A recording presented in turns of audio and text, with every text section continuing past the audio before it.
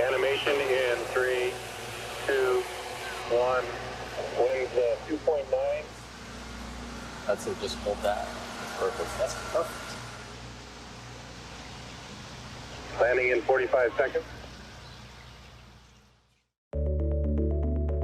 The major challenge of this particular animation is the height at which we have to fly and getting the resolution that we want in the time logo. This animation is 100 meters tall. Our ceiling is 400 feet, so we have to stay within that space. So normally we like to keep the drones about 3 meters apart from one another. This one we were a little bit limited on space, so we're having to confine that down to 1.5 meters. The risks are that they can, collide with one another while in the air if it's really gusty. Okay, big drones going up!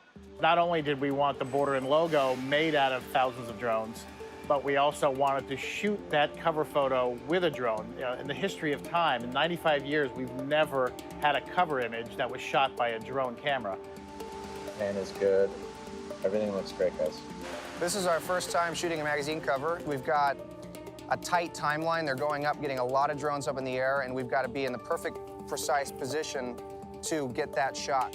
We're going to be flying a distance away with our big heavy lift drone, filming it with a cinema camera, and we're going to be pulling a vertical still photograph from that of the 1,000 drones making this cover in the sky. We want a VO in this position right here.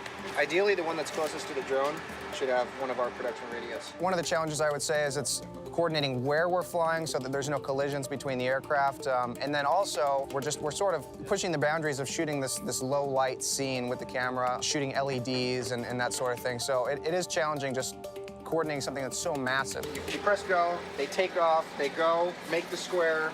And then when they come back, they come straight back to that spot right above where they took off and then land straight down. Okay.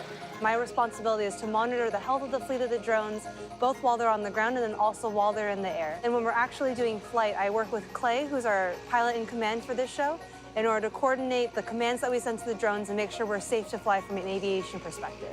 Okay, you are cleared to run time code. Yep, we are at 1 minute 40 seconds. This show's been a bit challenging in that we're flying close to 1,000 drones, and we've had some challenges with the wind, so we're hoping that the wind cooperates with us tonight before we fly. We've gone over 1,200 drones before for the Olympics, so we know that technically this is definitely doable. But when we fly right at sunset or right at sunrise, that's exactly when the winds are picking up and slowing down, and we're flying up to 400 feet. So there's definitely a lot of turbulence up there that the drones are dealing with. We are ready for an 8:36 animation start. Okay, big drones going up!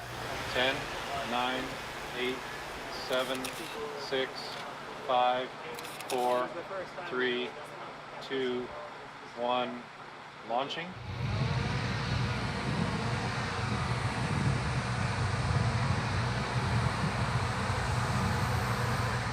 Animation in 3, 2, 1, trigger.